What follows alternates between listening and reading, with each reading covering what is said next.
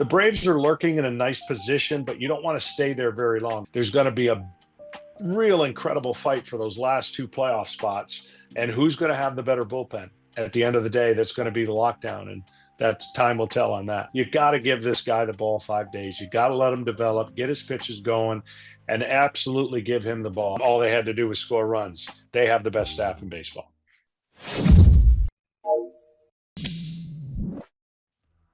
Hey, John. So quick overview of what we're going to be going over. Obviously, this American Century Championship. Going to go baseball heavy, talk about the Braves, and then the other powerhouse teams in Major League Baseball. Does that sound good?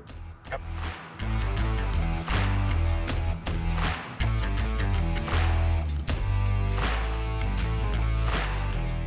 Cool, man. I want to ask you some Braves-related topics. Obviously, kind of a middling start to the season. I think they're 24-24. Third place in the division right now. Obviously, they've been without their best player, Ronald Acuña, who's about to return soon. Thoughts on their overall start to the season? Yeah, it's been a nauseating start. Then they got a nice stretch to get over 500, and you thought, well, maybe they'll never see 500 again. They've gone back and forth since then. They're just a little bit off in certain departments of where they haven't connected their club to get on a 7-8 game winning streak. And that pitching staff is really good, but the offense, doesn't make enough contact in certain situations. They're starting to look better. And when Acuna gets back, it changes the dynamic of their lineup. It changes the way pitchers are going to face the way the lineup comes out with Acuna being at the top. Strider is a big key if he can get back to the form that he once was, and it's going to take some time. The Braves are lurking in a nice position, but you don't want to stay there very long. There's too good of teams in the National League to try to come back from 7, 8, 9 games deficit. So you got to be, if you're thinking about the Atlanta Braves coming up to the All-Star game, you got to be within striking distance to when they're certainly healthy, they're going to be a playoff team. Okay, so obviously they've been in the playoffs 7 straight years now. Like we said before, they've been without Acuna. So once he returns to the lineup, they should start looking a lot better and looking like that playoff team, basically. Yeah, he just brings too many dynamics to the club. He's instant offense in the top of the lineup. Now, we don't know how much he's going to run based on his knees, but he's an electric defensive player. I think for the Atlanta Braves, they basically know that when they're on and a pitcher's not, they're going to hit a bunch of home runs. They haven't done that yet. They're starting to click a little bit, but their curse is their offense they had 3 years ago in a historic way. Everyone thought this would be the more trend of their offense. That's not going to be the case. They just have to be about halfway of what that historic offense is and clean up some things in the bullpen. Obviously, like I said before, that's a tough division. You have the Phillies there. You have the Mets reloaded with Juan Soto. And then obviously outside of the division in the National League, you have the Dodgers, the powerhouse team in Major League Baseball. Do you think that the Atlanta Braves, they can compete with those teams when fully healthy? There's no doubt they can compete with them, but the balance of the National League has swung heavily towards about 6 teams. The American League is starting to show a little bit more that there's more than a few teams in the American League that can compete with the elite teams. But you're seeing a resurgence of the San Francisco Giants, the San Diego Padres, along with the heavy favorite, the Dodgers.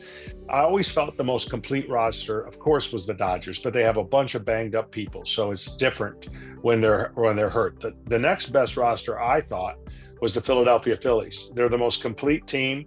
They're starting to show why. They got off to a little rocky start, but then they've caught the schedule at the right time. The Mets and the Braves, along with the Cubs, follow in those order. The Cubs have shown that they're a legit team in the Central. All of a sudden, St. Louis decided to play extremely great baseball and catch fire. So really, the model of the National League is it's clumped together. There's going to be a real incredible fight for those last 2 playoff spots in the wild card, and it's going to be up to the team that's the healthiest at the end that has a chance to knock off the Dodgers if they want to represent the National League in the World Series. Yeah, so based upon what you're saying, the Phillies, they're pretty stacked. They would be your betting favorite to win the division, but you do believe the Braves can turn things around and again make it to the playoffs. Absolutely. It's a 3-team race in the East.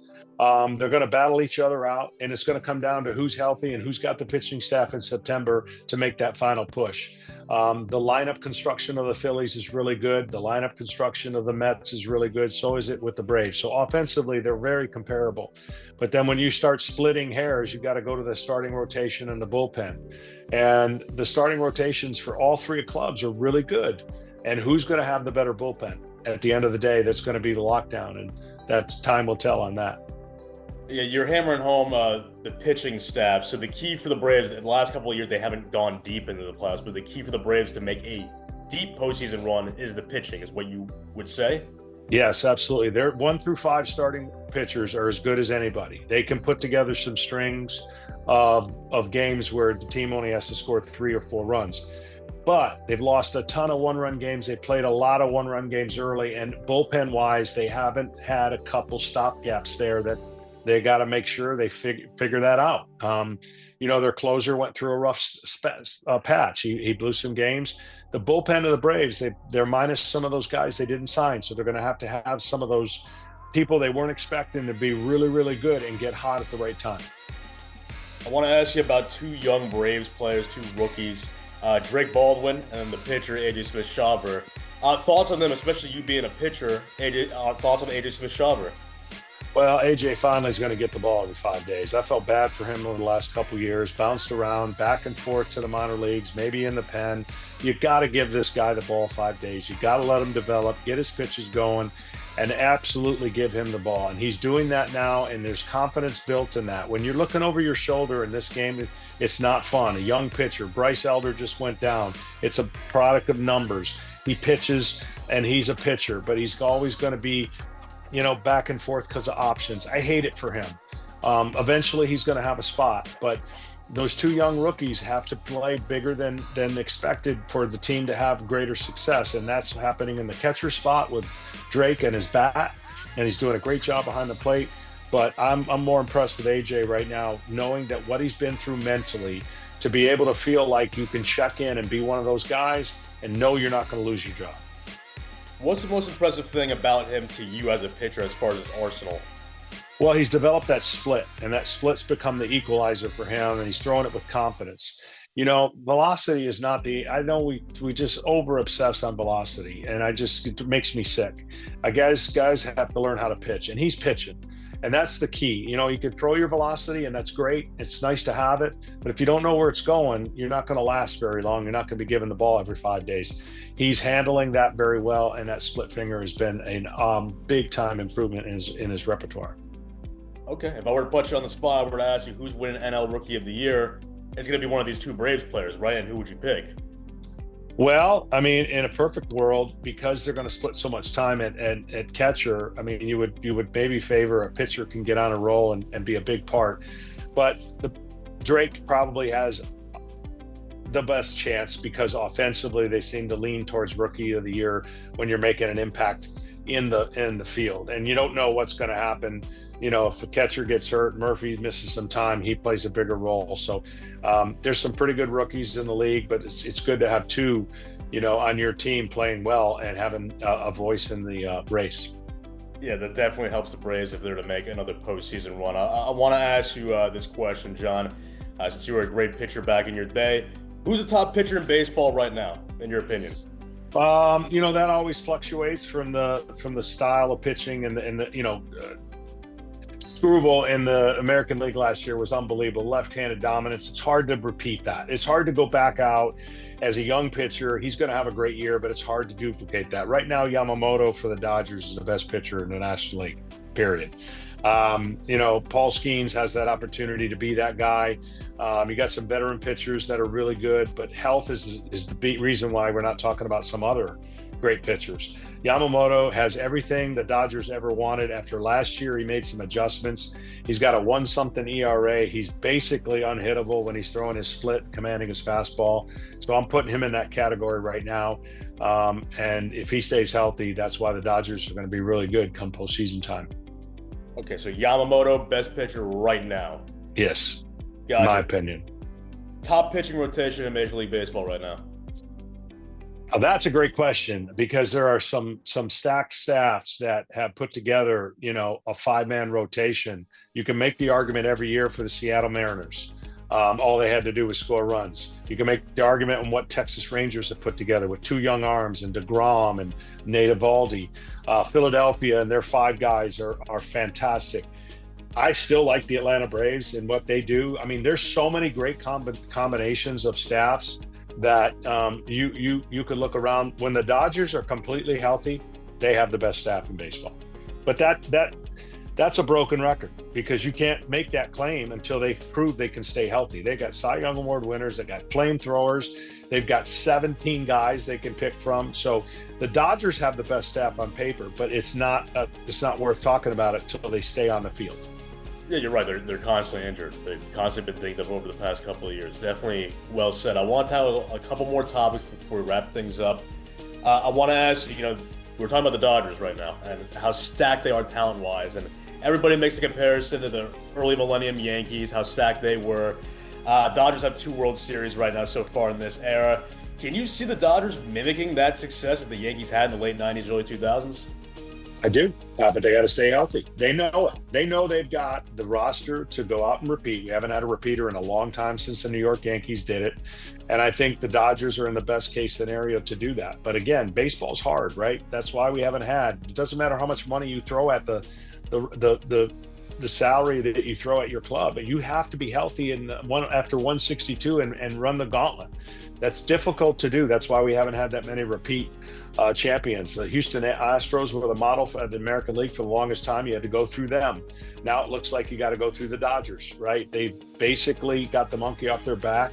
They've won 2 World Series now after even one of them being a little bit, many would say in the COVID year, not the truest championship, but at least they got one. This one validates their run. And if they have a chance to repeat this year, it would put them right in the Yankees conversation because when they assigned Ohtani, they signed him to win multiple championships. They didn't just do it for PR and the greatest player of our generation. They want to win. In his 10-year deal, they want to win at least 2 to 3 championships, and they've got a chance to do it. So, John, like you're saying, the key is health. Can they stay healthy? That's exactly right. Okay. I'm going to put you on the spot one last time. I know it's early in the season. We're only in May. A lot of months left. But your World Series prediction as of right now and who's winning? Well, as a national broadcaster, I usually don't do that because of obvious reasons, but I'll tell you who I think has the best chance to get there based on what they did in the offseason and based on the personnel that they currently have. And I think we actually could see a repeat in the Dodgers and Yankees. I know that's a dream scenario from a matchup and the history of what those two organizations went through. But if their rosters stay healthy and they do the things they typically do at the second half and they make certain adjustments, these clubs could very well be in a head-on collision. It really does come down to who plays who when the postseason comes around, because you're going to have some monster matchups early on. And if the Dodgers do get that best record, then it gives them a bye and gives them a decided advantage. They've learned how to deal with the bye, by the way. Certain teams haven't learned how to deal with that yet. Phillies didn't do well with it. The Braves didn't do well with it. And I think this time around, if those same type repeat teams get in and they get that bye, they're going to figure out how to navigate that. It won't be an excuse anymore. So, I get to sit back. I got a great seat. Can't wait for the postseason. A long ways to go and a lot of moves to make. So too early to really make that call. Yeah, absolutely. John, before we wrap things up, I just want to say this real quick about the Yankees. Do you think with them, the key is obviously they've had a lot of injuries to their pitching staff, to maybe beefing up that rotation leading into the trade deadline? I think they're always a player for that. They put their roster in a good place from balance now offensively. They got a little bit of athleticism they can work with. Of course, if Aaron Judge does anything what he's doing right now, they're going to be in the sweet spot. Then the narrative switches to what he hasn't done in the postseason, and that's not a fair narrative, but that's just the nature of sports. They will add a pitcher. It's a matter of which team they can cherry pick, which team's going to be in that position. And there will be a major move in the second half that drastically changes the direction of a club. With the expanded playoff rosters, you have some clubs not willing to do as much. They just rather get in But then you got some game changer clubs where they were kind of put over the top, not only just making it, but giving them a deep chance to make it to the postseason finale, and that's the World Series. So I really think this year's postseason is going to be spectacular, mainly because the imbalance of teams and the balance of teams is going to allow for interesting trade talks and prospect swaps. Okay. Interesting analysis, John. Well, heck, man, like I said, I appreciate the time you took out for me today. Great interview. We'll definitely do this again sometime down the road. Well, I wish you the best of luck, man. You have a good one, all right? Thank you.